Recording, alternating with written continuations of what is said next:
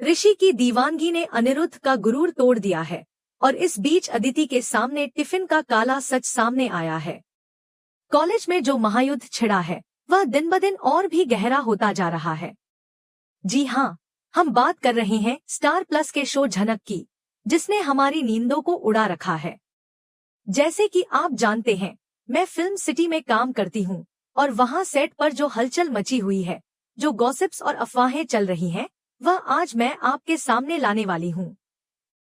आज का विश्लेषण बहुत ही गहरा और दिलचस्प होने वाला है, क्योंकि कहानी अब उस मोड़ पर आ खड़ी है जहाँ रिश्तों के मायने बदलने वाले हैं।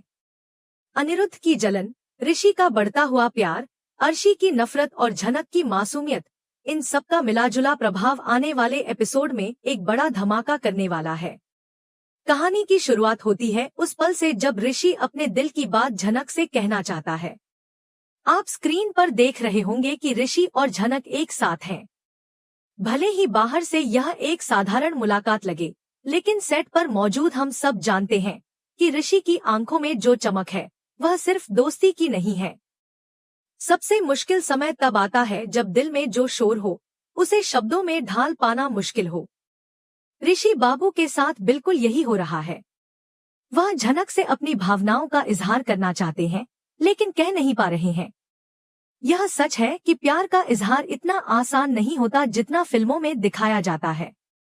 और यहाँ ऋषि बाबू, जो शुरुआत में एक गंभीर और जिम्मेदार व्यक्ति थे, अब पूरी तरह से झनक के रंग में रंग चुके हैं। वह झनक की सादगी से इस कदर प्रभावित हुए हैं कि उनकी पूरी दुनिया बदल गई है।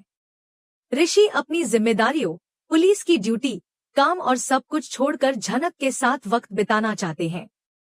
और यह कोई 5 स्टार होटल में महंगी डेट नहीं है, बल्कि यह तो सड़क के किनारे वह सुकून भरे पल हैं जहां सिर्फ 2 लोग होते हैं और उनकी बातें होती हैं।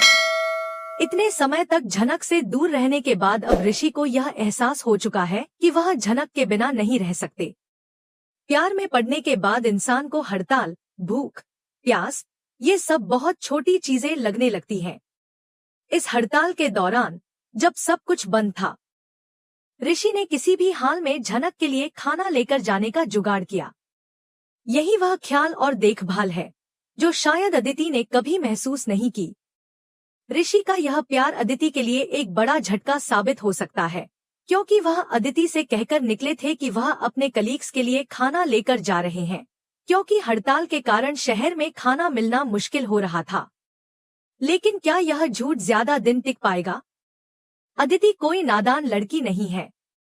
वह जल्दी ही यह समझ जाएगी कि ऋषि के चेहरे पर जो घबराहट थी वह किसी और के साथ समय बिताने की वजह से थी। अदिति को जब यह सच्चाई पता चलेगी कि उसका मंगेतर अपने समय और खाना किसी और के साथ बांट रहा है, तो सोचिए क्या होगा। उस समय अदिति को जो झटका लगेगा उसका असर केवल ऋषि पर ही नहीं बल्कि पूरी चैटर्जी और बोस हाउस पर पड़ेगा। अदिति का दिल टूटेगा, और आप जानते हैं जब एक दिल टूटता है तो वह किस हद तक तोड़ फोड़ कर सकता है। अब थोड़ी देर के लिए ध्यान हटाते हैं और अर्शी की तरफ बढ़ते हैं। अर्शी का किरदार अब और भी ज्यादा कड़वा हो गया है। अनिरुद्ध के साथ हुई उसकी बहस यह साबित करती है कि वह अब किसी भी रिश्ते की कद्र नहीं करती। वह अनिरुद्ध से खुले तौर पर बदतमीजी कर रही है और यह सवाल उठा रही है कि उसे क्या सबूत है कि उसने कुछ गलत किया है। अर्शी यह साबित करने की कोशिश कर रही है कि अनिरुद्ध अपनी बहन के रिश्ते में भी आग लगाने की कोशिश कर रहा है। यह उसकी बढ़ती हुई इनसिक्योरिटी का संकेत है। अर्शी के इस आरोप के बाद वह किसी भी रिश्ते की भावनाओं की कद्र नहीं करती। वह अपनी हार को किसी भी हालत में स्वीकार नहीं करना चाहती और इसलिए वह झनक और अनिरुद्ध पर आरोप लगाने में लग गई है। सेट पर जब यह सीन शूट हो रहा था तो अर्शी की एक्ट्रेस के हाव भाव देखने लायक थे। जिस तरह से उसने यह कहा कि यह लोग जिस थाली में खाते हैं उसी में छेद करते हैं, यह लाइन बहुत भारी थी। यह सीधे तौर पर अनिरुद्ध के परिवार के लोगों पर हमला था जो सालों से उनके साथ रहते आए हैं। अब अनिरुद्ध का सब्र भी जवाब देने लगा है। उसने अर्शी को साफ कह दिया है कि वह अब उसके खिलाफ एक्शन ले सकता है। यह बयान यह साफ संकेत देता है कि अर्शी और अनिरुद्ध का रिश्ता अब टूटने के कगार पर है। अब वापस लौटते हैं ऋषि की तरफ। घर पर जो ड्रामा हुआ वह देखने लायक था। ऋषि पुतुल दीदी के पास भागते हुए जाते हैं। उसकी सांसें फूली हुई हैं और चेहरे पर बेचैनी दिखाई दे रही है। वह पुतुल दीदी से पूछते हैं कि क्या घर में कुछ खाना है, क्योंकि उन्हें कहीं जाना है और खाना लेकर जाना है। पुतुल दीदी जो घर के हालातों से पूरी तरह वाकिफ है, वह तुरंत समझ जाती है कि दाल में कुछ काला है। वह कहती है कि खाना तो माँ बना रही है और उनके पास इसका कोई संबंध नहीं है, लेकिन ऋषि की जिद के आगे वह झुक जाती है। ऋषि जब यह कहते हैं कि वह सबको सच बताकर खाना ले जाएंगे, तो पुतुल उन्हें रोक लेती है। यह एक अहम पॉइंट है, क्योंकि पुतुल जानती है कि अगर यह सच सामने आया कि खाना झनक के लिए जा रहा है, तो घर में महाभारत छिड़ जाएगी। अदिति नाराज होगी, घरवाले ताने मारेंगे और झनक को फिर से गालियां दी जाएंगी। इसलिए पुतुल ऋषि को एक सफेद झूठ बोलने की सलाह देती है। वह कहती है कि तुम बोल दो कि कलीग्स के लिए खाना ले जा रहे हो। यहीं से गलतफहमियों का सिलसिला शुरू होता है। ऋषि डाइनिंग एरिया में जाता है, जहां अदिति और नीलू पहले से मौजूद होते हैं। अदिति बड़ी उम्मीद से पूछती है, ऋषि तुम दोपहर में घर आ रहे हो ना? ऋषि का ध्यान पूरी तरह से झनक पर होता है और वह हाँ में सिर हिलाकर कह देते हैं। लेकिन जब वह टिफिन उठाते हैं तो सवालों की बौछार शुरू हो जाती है। टिफिन किसके लिए? तुम तो खाना खाने घर आ रहे थे। हड़ताल में कौन कलीग्स इतने दूर से आ रहे हैं? ऋषि के पास इन सवालों का कोई ठोस जवाब नहीं होता और यही झूठ अब पूरी कहानी को एक नए मोड़ पर ले आता है। ऋषि झूठ बोलने में माहिर हो गया है। जब अदिति ने सवाल किया कि वह कौन से कलीग्स के लिए खाना लेकर जा रहे हैं, तो वह झट से वही रटाटाया जवाब दे देता है, यूनिवर्सिटी के कुछ लोग हैं, दूर से आ रहे हैं, हड़ताल है, भूखे होंगे। लेकिन अदिति की नजरें उसकी बातों में कुछ तो गड़बड़ महसूस करती हैं। वह तुरंत कहती है, ऋषि तुम झूठ भी बहुत सफाई से बोलने लगे हो इन दिनों। इस एक लाइन में अदिति का शक और विश्वास दोनों ही ऋषि से हटने लगते हैं। उसे यह साफ महसूस होने लगता है कि ऋषि उससे कुछ छिपा रहा है और वह छिपा हुआ राज झनक से जुड़ा हो सकता है। आने वाले समय में जब अदिति को सच का पता चलेगा, तो उसकी प्रतिक्रिया निश्चित ही विस्फोटक होगी। इस बीच घर में एनिवर्सरी सेलिब्रेशन को लेकर भी अलग ही माहौल बन रहा है। बड़ी माँ यानी इंदुमती ने साफ मना कर दिया है कि वह किसी भी तरह का सेलिब्रेशन नहीं चाहती। उनका दर्द और नाराजगी उस अतीत से जुड़ी हुई है जो इस घर को धीरे धीरे अंदर ही अंदर खाए जा रहा है। 27 सालों से उन्होंने कुछ नहीं मनाया, तो अब क्यों? दूसरी तरफ नीलू और बाकी बच्चे चाहते हैं कि सेलिब्रेशन हो, ताकि घर का माहौल थोड़ी देर के लिए हल्का हो सके। लेकिन बड़ों की अपनी जिद है और इसी बीच अर्शी और अनिरुद्ध के बीच बहस फिर से छिड़ जाती है। छोटन का अर्शी के बीच बचाव करना और अर्शी का छोटन को बेइज्जत करना घर के टूटे हुए रिश्तों की एक और मिसाल है। अर्शी की टिप्पणियां इतनी तीखी होती है कि वह छोटन को गिरी हुई बातें कहने से भी नहीं चूकती। अनिरुद्ध अपनी पत्नी को शांत कराने की कोशिश करता है, लेकिन अर्शी तो जैसे बारूद के ढेर पर बैठी हो। वह अनिरुद्ध से कह देती है, तुम तो इन लोगों की जिंदगी सुधारने में लगे हो, लेकिन अपनी बेटी की जिंदगी के बारे में क्या चल रहा है वह भूल गए हो। यह सब कुछ घर के अंदर हो रहा था, लेकिन असली एक्शन तो बाहर सड़क पर और झनक के कॉलेज में हो रहा है। ऋषि, जो अब पुलिस की वर्दी नहीं बल्कि एक आम आशिक के रूप में झनक से मिलने के लिए हॉस्टल पहुंचता है, उसकी स्थिति भी बहुत दिलचस्प है। गार्ड उसे रोकता है और कहता है कि प्रिंसिपल का सख्त आदेश है कि किसी को भी अंदर नहीं आने दिया जाएगा। पहले तो ऋषि प्यार से उसे समझाने की कोशिश करता है, लेकिन जब बात नहीं बनती तो वह अपना पुलिस कार्ड खेलता है। वह गार्ड से कहता है, मैं एक पुलिस वाला हूँ, मुझे अंदर जाने दो। लेकिन गार्ड भी अपनी ड्यूटी में अड़ा हुआ है और कहता है, आज पुलिस का कोई काम नहीं है सर, और अगर आप गार्डियन बनकर आए हैं तो भी मिलना मना है। यह सीन बहुत ही दिलचस्प है क्योंकि यहाँ ऋषि की शक्ति नहीं, उसकी बेपसी साफ दिखती है। वह इतना बेताब है झनक से मिलने के लिए कि वह प्रिंसिपल तक को धमकाने पर उतर आता है।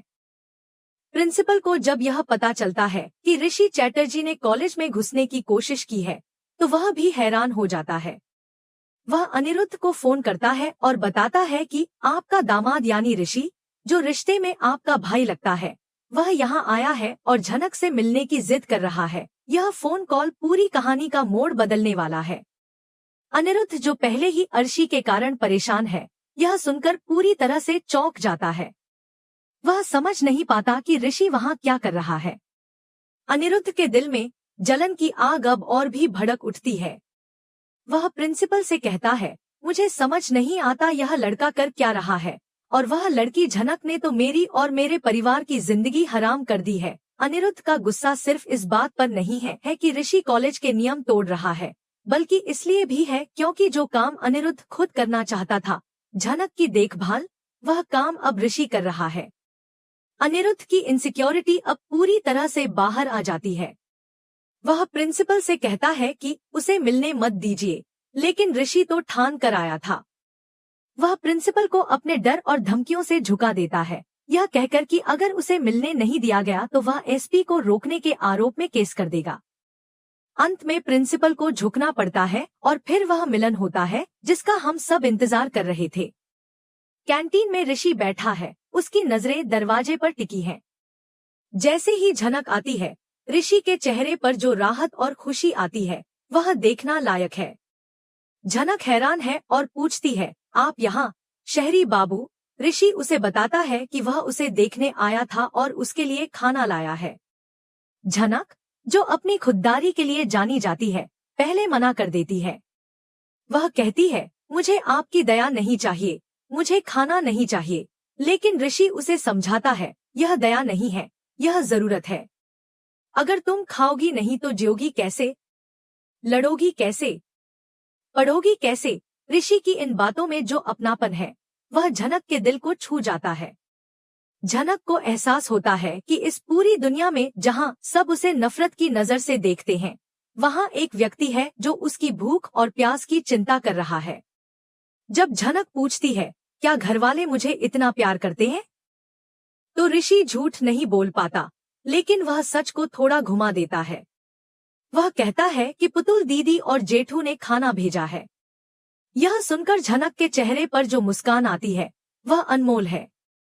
उसे लगता है कि चलो, कोई तो है उस बड़े से घर में जो उसके बारे में अच्छा सोचता है। ऋषि और झनक साथ में खाना खाते हैं और यह सीन बहुत ही प्रतीकात्मक है। एक ही टिफिन से खाना खाना, बातें करना, एक दूसरे के दुखों को समझना, यह प्यार की शुरुआत नहीं तो और क्या है। ऋषि का यह कहना कि मुझे भूख नहीं है और फिर झनक के कहने पर उसे खाना खाना, यह दिखाता है कि वह झनक के लिए अपनी भूख को मार सकता है। लेकिन जैसा कि मैंने कहा, फिल्म सिटी से होने के नाते मुझे पता है कि आगे क्या होने वाला है। यह लंच डेट जितनी मीठी है, इसका अंजाम उतना ही कड़वा होने वाला है। अनिरुद्ध, अर्शी और अदिति, ये तीनों अब एक टीम की तरह, भले ही अनचाहे रूप से, ऋषि और झनक के खिलाफ खड़े होने वाले हैं। अनिरुद्ध को जब पता चलेगा कि ऋषि ने प्रिंसिपल को धमका कर झनक से मुलाकात की, तो उसकी मर्दानगी और ईगो को ठेस लगेगी। वह इसे ऋषि की बदतमीजी कहेगा, लेकिन असल में वह यह नहीं देख पा रहा है कि अब कोई और उसकी जगह ले रहा है। अदिति, जो अब तक चुप थी, जब उसे पता चलेगा कि वह टिफिन उसके कलीग्स के लिए नहीं बल्कि झनक के लिए था, तो उसका भरोसा टूट जाएगा। अर्शी को तो बस एक मौका चाहिए आग में घी डालने का।